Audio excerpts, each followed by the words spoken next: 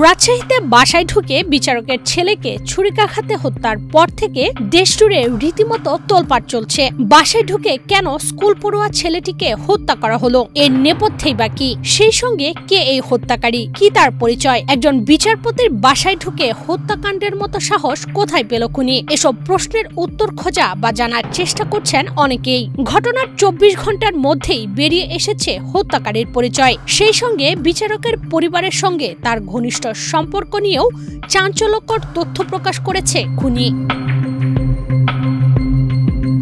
জানা যায়, বিচারক মোহাম্মদ আব্দুর রহমানের ছেলে তাওসিফ রহমান সুমনকে হত্যাকারী লিমন মিয়ার বাড়ি গাইবান্ধার ফুলছড়ি উপজেলায়। উপজেলার কাঞ্জিপাড়া ইউনিয়নের মদনেরপাড়া গ্রামের বিএনপি নেতা ও সাবেক ইউপি সদস্য HM সোলাইমান হোসেন শহীদের ছেলে তিনি। শহীদ মিয়া ফুলছড়ি উপজেলা বিএনপির সাংগঠনিক সম্পাদক হিসেবেও দায়িত্ব পালন করেছেন। স্থানীয়দের দাবি, লিমন মিয়া জিয়া সাইবার সোর্সের জেলা কমিটিতেও যুক্ত ছিলেন।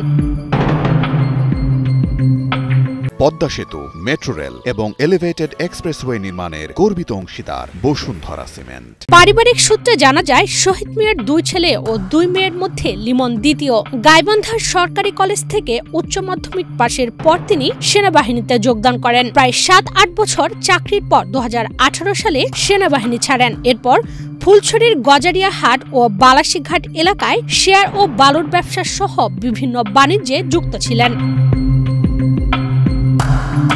পরিবারের দাবি, লিমন দীর্ঘদিন ধরে চোখের সমস্যায় ভুগছিলেন। চিকিৎসার জন্য 1 মাস আগে ঢাকায় যান। তবে ঢাকায় যাওয়ার পর থেকে পরিবারের সঙ্গে তার যোগাযোগ ছিল না। রাজশাহীতে কেন গিয়েছিলেন, কিংবা বিচারকের পরিবারের সঙ্গে তার কি সম্পর্ক, এসব বিষয়ে পরিবারের কেউ কিছুই জানেন না। চাকরি ছেড়ে আসার পর থেকে পরিবারের সঙ্গে তার যোগাযোগ কম ছিল বলেও জানান লিমনের বাবা।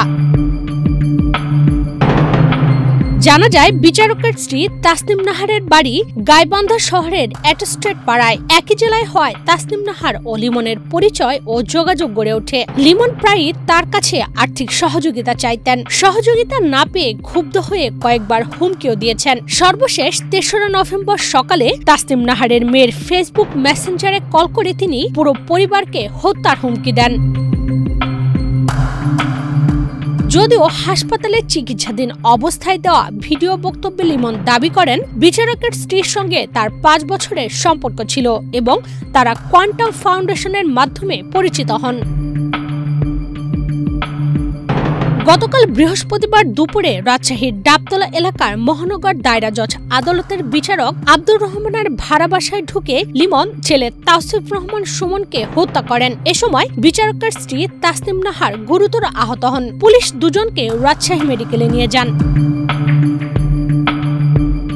এর আগে গত 6 নভেম্বর সিলেটের জালালাবাদ থানায় বিচারকের স্ত্রী তাসনিম নাহার একটি সাধারণ ডায়েরি করেন। এতে উল্লেখ করা হয়, লিমন মিয়া বারবার আর্থিক সাহায্য না পেয়ে তাকে ও তার পরিবারকে হত্যার হুমকি দিচ্ছেন। এর 7 দিন পার না হতেই লিমনের হাতে খুন হলেন বিচারকের ক্লাস 9 পড়ুয়া ছেলে।